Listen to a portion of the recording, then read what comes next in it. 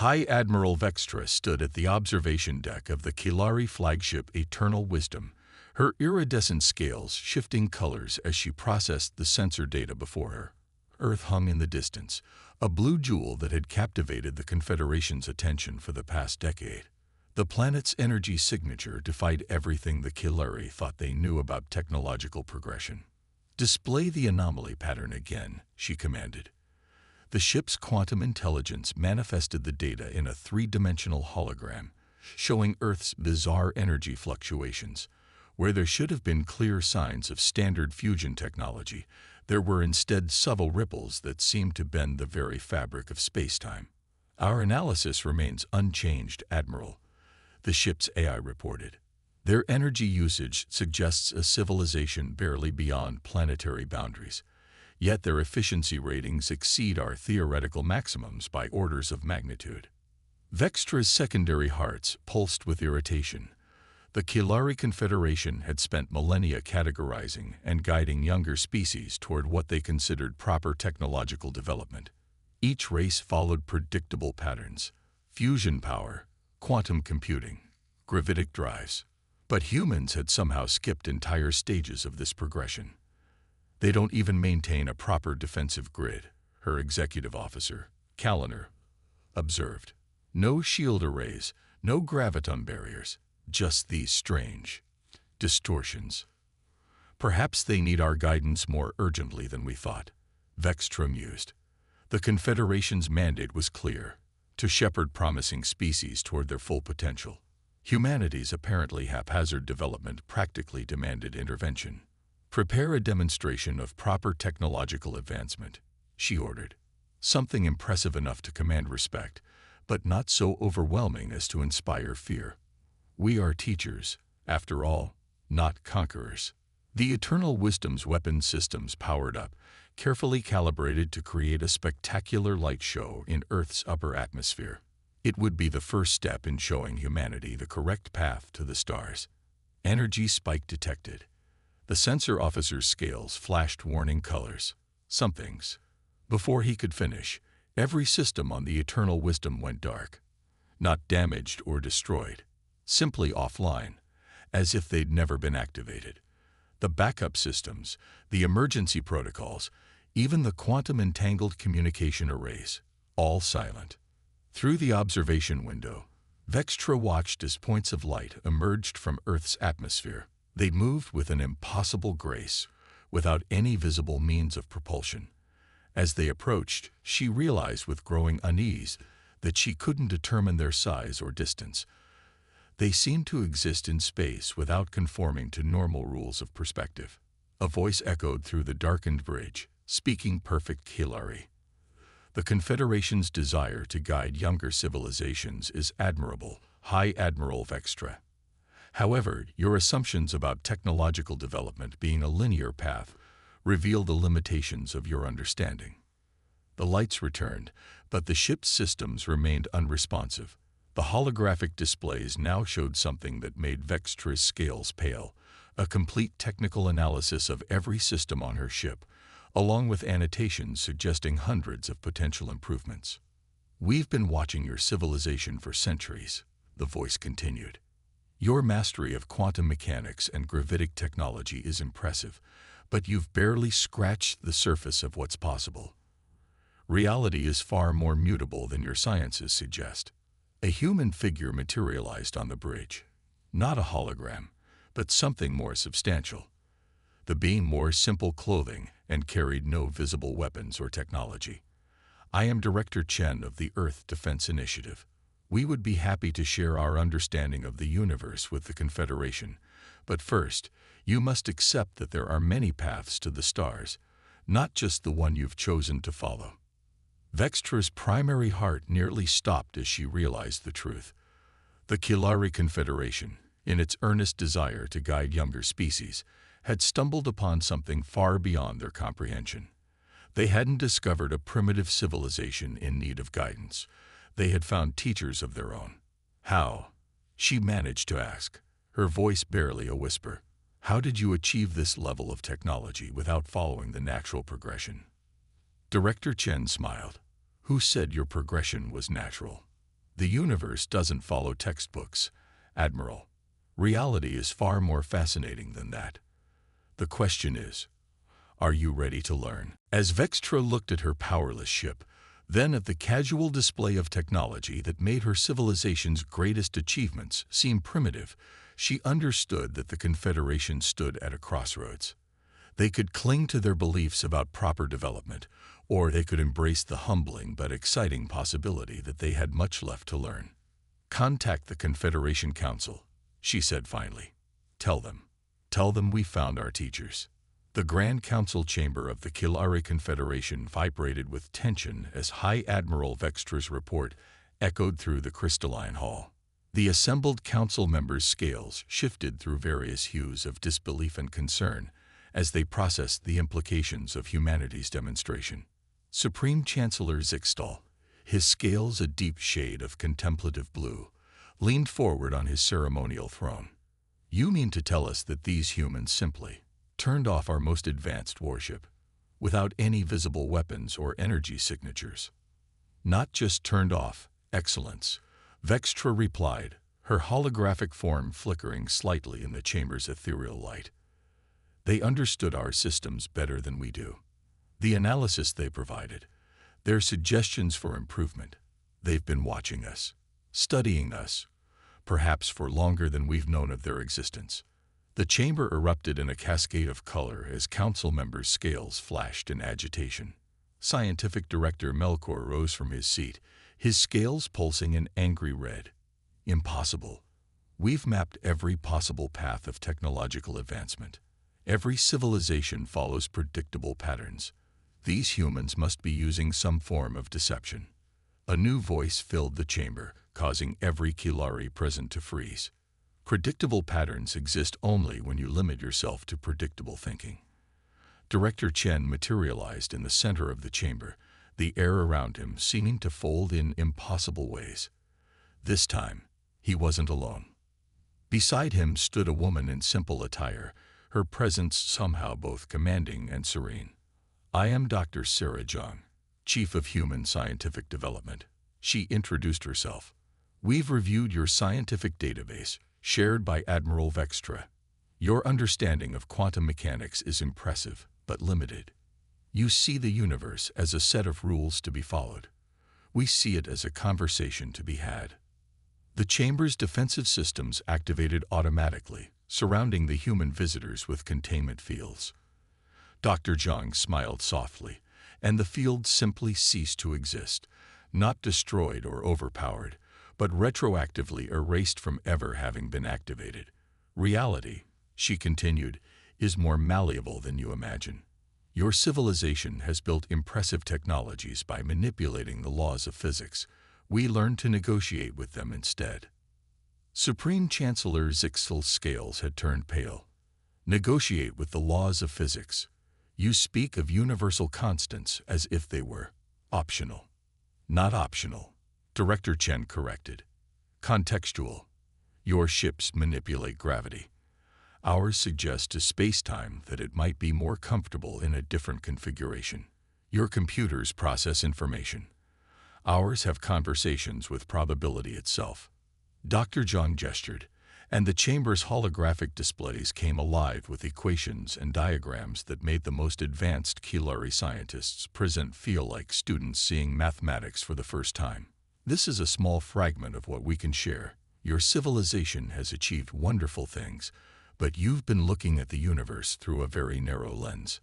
Scientific Director Melkor had moved closer, his scales now showing the deep green of scientific fascination as he studied the equations. "These principles, they violate everything we know about quantum coherence and spatial geometry." "No," Dr. Zhang replied patiently. "They transcend your current understanding of those concepts. The universe doesn't violate itself. Our comprehension simply grows to encompass more of its true nature." Director Chen stepped forward, his expression serious. "The Kilari Confederation stands at a crossroads. Your desire to guide younger civilizations comes from a genuine wish to help, but true wisdom includes knowing when to become the student rather than the teacher." Supreme Chancellor Zixtal rose from his throne, his scales shifting to the formal gold of official declaration.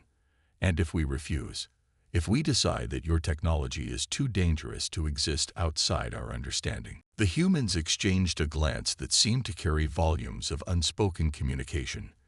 We're not asking permission, Chancellor, Director Chen said softly. We're extending an invitation. Humanity has walked a different path, one that has led us to understandings you haven't yet imagined. We can help you expand your perspective, but only if you're willing to accept that your current knowledge is just the beginning. As if to emphasize his point, the entire chamber briefly shifted, showing the council members a glimpse of reality from humanity's perspective.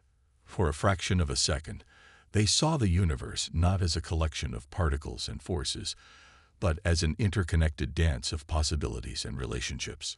When the vision faded, more than one council member had fallen to their knees. Supreme Chancellor Zixtal's scales had taken on the humble white of profound realization. How, he whispered, how did we not see? Because you weren't ready to look, Dr. Zhang answered kindly. But now you are. The question is, are you ready to learn? The Learning Center, as humans had modestly named it, occupied a space that scientific director Melkor's instruments insisted both did and didn't exist. The structure, if it could be called that, seemed to shift and flow like liquid crystal, yet maintained perfect stability. A month had passed since the Council's historic decision to accept humanity's offer of knowledge exchange. Melkor's scales rippled with excitement as he followed Dr. Zhang through corridors that somehow contained more space inside than their external dimensions should allow. You're saying our entire understanding of spatial geometry is just a subset of a larger framework. Think of it like learning to read, Dr. Zhang explained, gesturing at the walls, which became transparent to reveal stars wheeling in impossible patterns.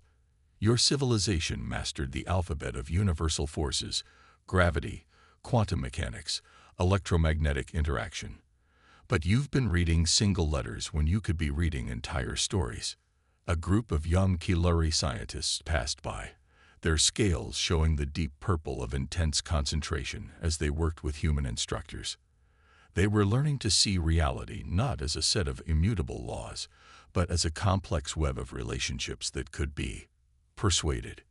Yesterday's class achieved their first probability redistribution, Dr. Zhang noted with quiet pride. They managed to convince a quantum particle that it had always been 3 meters to the left of its original position. Small steps, but promising ones. Melkor's secondary heart nearly stopped. You can retroactively change the position of quantum particles, but the causality implications alone are perfectly manageable once you stop thinking of time as a straight line, came a new voice. Director Chen emerged from what appeared to be a fold in reality itself. Your civilization's greatest limitation has been your insistence on viewing the universe as a machine that follows rules. We found it to be more like an organism that responds to communication. They entered a chamber that Melkor's senses struggled to process. Information flowed through the air in visible streams, forming patterns that seemed to answer questions before they were asked. Human and Kilari scientists worked side by side, their research dissolving the boundaries between what was known and what was possible. Watch this, Dr. Zhang said, approaching a workstation where a young Kilari researcher's scales showed the bright orange of breakthrough understanding. The researcher was working with what appeared to be a small sphere of light.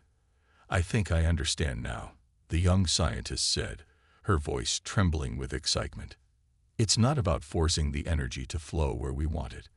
It's about suggesting a path that it might find more elegant. As she spoke, the sphere transformed, not by any visible mechanism, but by seeming to realize it would prefer a different state of being. Director Chen nodded approvingly. She's grasped one of the fundamental principles we hoped to share. The universe has its own aesthetic sense, its own preferences for elegance and efficiency. Work with those preferences rather than imposing your will, and anything becomes possible. Melkor watched in fascination as the researcher continued her work, his scientific worldview transforming with each demonstration.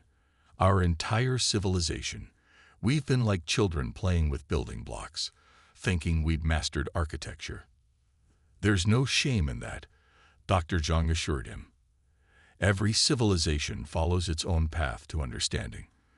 We simply found a different route, one that led us to realize that the universe is far more flexible and far more willing to cooperate than anyone had imagined. A holographic display materialized, showing the progress of various learning groups throughout the facility.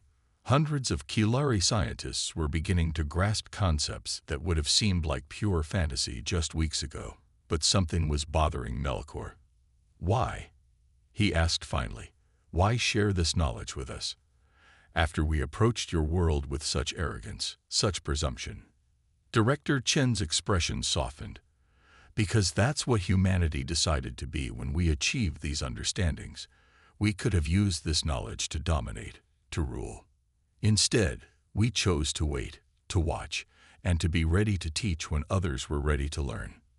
The universe, Dr. Zhang added, is vast and full of wonders we haven't yet imagined. We believe that every civilization that advances in understanding makes reality itself richer and more interesting. Your people are proving that belief correct. As if to emphasize her point, the chamber briefly showed them a glimpse of potential futures, countless civilizations working together, each contributing their unique perspective to an ever-expanding understanding of existence itself. Melkor's scales shifted to the deep gold of profound revelation.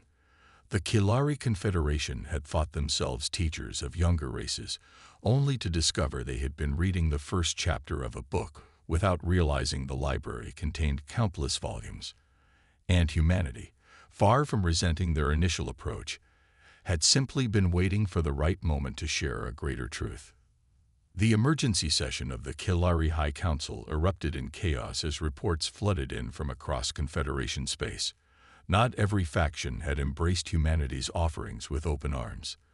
The Militant Resolution Party, led by Fleet Commander Dexnav, had declared the human teachings a threat to Kilari civilization itself. They're dismantling everything we know. Dexnav's scales flashed crimson with rage as his hologram dominated the council chamber. These humans aren't teachers. They're insurgents, attacking the very foundations of our society with their reality-bending propaganda. Behind him, a fleet of 10,000 Kilari warships moved into attack formation. They had been gathered in secret, drawing vessels from every corner of the Confederation. Their target, Earth. Supreme Chancellor Zixtal's scales shifted to the deep blue of grief. Commander Dexnav, you don't understand what you're dealing with. The humans aren't our enemies. They're offering us a greater understanding of the universe itself. Understanding. Dexnav scoffed. They've convinced our brightest minds to abandon 10,000 years of proven science in favor of their mystical nonsense about suggesting to reality and negotiating with physics. This ends now. The massive fleet accelerated toward Earth, their quantum drives pushing the limits of conventional spacetime. They expected resistance. They expected a battle that would prove Kilari military supremacy once and for all. They didn't expect silence. Earth hung before them, blue and serene. No defense fleet rose to meet them. No weapons platforms activated. The planet's surface showed the same bizarre energy patterns that had first drawn the Confederation's attention, but nothing more. Full attack formation, Dexnav commanded, his scales now showing the green gold of anticipated victory. We'll show them what real power looks like. All ships, prepare tow. He never finished the order. Every ship in his fleet suddenly occupied the same space they had been in 6 hours earlier, their weapons powered down, their quantum drives silent. But something was different. Through every viewport, through every sensor array, the crews could see everything. The universe had opened itself to their perception. They saw the intricate dance of probability and possibility that humans had learned to work with. They witnessed the subtle connections between space, time, and consciousness that their instruments had never been able to detect. Most importantly, they saw their own place in this vast, interconnected tapestry of reality. This, Director Chen's voice echoed through every ship simultaneously. Is what we've been trying to show you. Not a weapon to be wielded, but a conversation to be joined. The images faded, leaving the fleet's crews forever changed. Dexnav's scales had turned white with shock. How? What did you do to us? We showed you the truth. Dr. Zhang's voice joined Chen's. Your fleet wasn't defeated, it was educated. Look at your sensors, Commander. Really look at them. As the crews examined their instruments, they began to understand. The humans hadn't just reversed their attack. They'd upgraded every system on every ship in the fleet. Technologies that had seemed centuries beyond Kilari understanding now integrated seamlessly with their existing systems. This was never about power or dominance. Director Chen continued. Humanity could have eliminated your fleet, your civilization, or simply hidden Earth from your perception entirely. Instead, we chose to share knowledge, even now, even with those who came to attack us. Supreme Chancellor Zixul's hologram appeared on every bridge in the fleet. Commander Dexnav, stand down. The humans just demonstrated that they could have destroyed us at any time. Instead, they've given us gifts beyond measure. Dexnav stared at his tactical displays, watching as his crew began to explore their newly enhanced systems. Ships that had once required massive engines to move through space now had the option to politely request that space move around them instead. Weapons designed to destroy have been transformed into tools of exploration and understanding. I don't understand, he admitted, his scales shifting to the purple of confusion. Why help us after we threatened you? Why not simply defend yourselves? A new hologram appeared, a simple classroom on Earth, where human children were learning alongside young Kilari. They weren't studying war or conquest, but the intricate patterns that connected all things in the universe. Because this was never about conflict, Dr. Zhang explained. It was about growth. Your fleet came here seeking to prove Kilari's superiority. Instead, you've become part of a greater journey, one that every civilization must eventually take if they wish to truly understand their place in the cosmos. 5 years after the failed attack on Earth, the Galactic Learning Exchange buzzed with activity. The massive structure, cooperatively built by humans, and Kilari in a pocket of suggested spacetime, had become a symbol of transformation. Where once the Kilari Confederation had sought to guide younger civilizations along a predetermined path, now they had become partners in a grand journey of discovery. High Admiral Vextra, her scales shimmering with the pearl white of profound satisfaction, stood beside Director Chen in the exchange's central observation dome. Below them, representatives from a dozen species, some discovered by the Kilari, others by humanity, worked together, each bringing their unique perspective to the understanding of reality. I still remember standing on my bridge that first day, Vextra mused, watching a group of scientists collaborating on what they now called probability architecture, thinking we were about to guide another young species to enlightenment. How blind we were to our own limitations. Chen smiled, the expression warm with 5 years of shared progress. Not blind, simply viewing reality through a particular lens. The greatest breakthrough wasn't in technology. It was in learning to accept that there are many valid paths to understanding. A holographic display activated, showing the progress of what had once been Dexnav's rebellion fleet. The ships had been transformed into exploration vessels, their crews now specialists in what the Kilari called diplomatic physics, the art of asking the universe polite questions rather than demanding answers. The latest expedition returned from the galactic core yesterday. Vextra reported, her scales flickering with excitement. They discovered 3 new sentient species, each with their own unique approach to universal principles. One of them apparently convinced entropy to flow backward in their local space by presenting it with a compelling aesthetic argument. Fascinating, Chen responded, genuinely intrigued. That's an approach we hadn't considered. Have they agreed to send teachers? Better, Vextra's scales shifted to show bands of proud gold.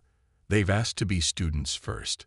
They want to understand other perspectives before sharing their own. They said, And I'll never forget this. The universe speaks many dialects, and we wish to become multilingual. The observation dome briefly shifted, showing them the vast network of connections that had formed between civilizations in the past 5 years. Where once there had been isolation or hierarchical relationships, now there was a tapestry of mutual exchange and growth. Supreme Chancellor Zixtal materialized beside them, his ancient scales now bearing the deep blue patterns of wisdom earned through humility. "The Council's annual review is complete," he announced. "The experiment is deemed an unprecedented success. We're officially retiring the Confederation's guidance protocols in favor of the new mutual evolution framework." "The end of an era," Chen observed. "How did the conservative factions take it?" Zixtal's scales rippled with amusement. Even former Commander Dexnav voted in favor. "It's hard to argue for technological supremacy when you've learned to have philosophical discussions with quantum fields." His exact words were, "You can't guide others down a single path once you've discovered it's more of a garden than a road." Dr. Zhang joined them, emerging from what appeared to be a casual conversation with causality itself. "The real breakthrough," she said, "was when everyone realized that advancement isn't a race to a particular destination. It's an endless exploration of possibility." Below them, a young Kilari scientist was explaining to a group of human students how their species' natural ability to shift colors had led to insights about the quantum nature of perception. Nearby, a human physicist and a representative from one of the newly discovered species were developing a mathematical framework that treated consciousness as a fundamental force of nature. "We thought we were bringing order to the galaxy," Vextra reflected, watching the exchanges. "Instead, we learned that the most beautiful order emerges from embracing diversity, not just of species, but of thought, of approach, of understanding itself." Director Chen nodded, gesturing to the space around them. Space that existed as both a physical location and a metaphor for the confluence of ideas it contained. And that's the greatest lesson humanity hoped to share. The universe isn't a puzzle to be solved, but a conversation to be joined. Every voice adds to the dialogue. Every perspective reveals new possibilities. The dome filled with a spectacular display of energies and possibilities, not a mere hologram, but a window into the true nature of reality as all their combined understanding had revealed it. It was vast, complex, and more beautiful than any single civilization could have imagined alone. "So," Dr. Zhang asked with a gentle smile, "what shall we learn next?" The answer came not in words, but in the excited shifting of scales, the brightening of eyes, and the shared recognition that they stood not at an ending, but at the beginning of an even greater adventure. The universe, they had all learned, had infinite lessons to teach, if only one was willing to listen in all the many ways there were to listen.